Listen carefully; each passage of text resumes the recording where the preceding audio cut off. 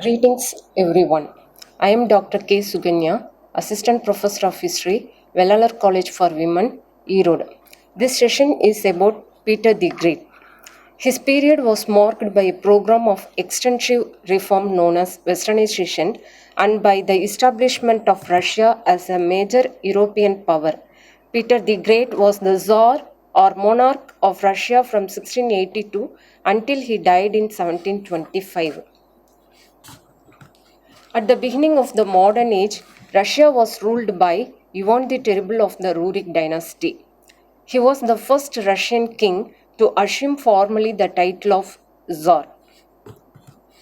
In 1613, the rule of the Romanov dynasty started, which lasted till the outbreak of the Russian Revolution 1917.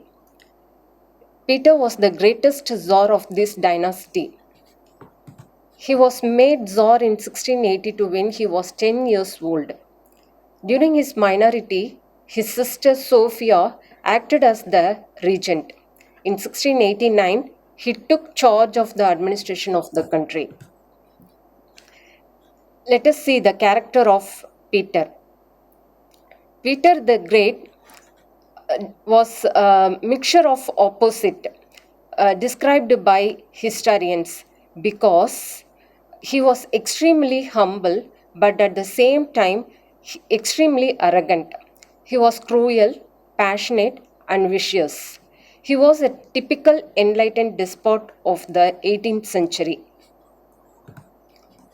When Peter came to the throne, Russia was a backward and uncivilized country. The aims of Peter were to make himself supreme at home, raise a strong army on European model, westernize Russia, and secure suitable ports in Black Sea and Baltic Sea. In all these aims, he succeeded.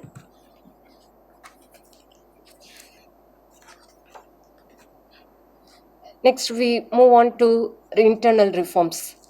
Peter missed no opportunity to strengthen royal power. He declared, "The Tsar is sovereign and autocratic. He is responsible to no one in the world." He clearly realized that aristocracy was the root cause of plots and intrigues in the court. He dismissed the inefficient royal bodyguard known as Streltsy. The Duma or the Russian parliament was dissolved. He divided Russia into 8 provinces under a governor. He created a secret police to detect plots against him and his agents. The Patriarch, who was the head of the Church of Russia, was a kind of Russian pope. Peter abolished the post of Patriarch and placed the church under a committee, Holy Synod, controlled by him. Peter realized the necessity of standing army on European model. The former Tsars had to depend upon the feudal army, which had no traditions of loyalty and obedience attached to the throne. He replaced the feudal army by a new standing army 2 lakhs strong. Russia has been rightly described as the lost born child of European civilization. When Peter came to the throne, Russia was backward and uncivilized. There was widespread illiteracy. Except for a few monastic schools, there were no educational institutions. People trusted in blind beliefs. The men wore long beards. Peter wanted to make Russia a civilized country. Peter clearly realized the introduction of Western education was the only panacea for the social ills of the country. He set up elementary and technical schools.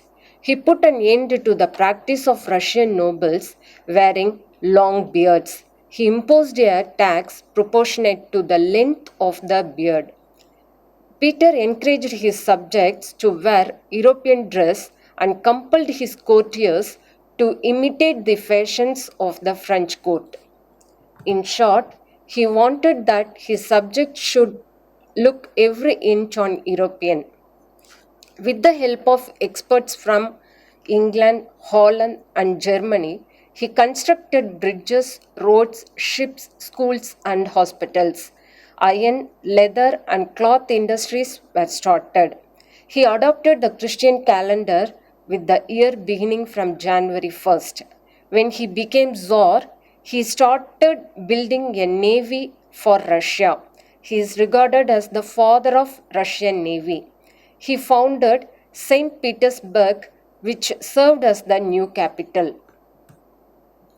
He introduced the first Russian newspaper, started the first Russian hospital, and set up the first Russian museum. When Peter died in 1725, he had changed a patriarchal Oriental barbarism into one of modern type and established a bureaucratic system of modern Russia. Thank you.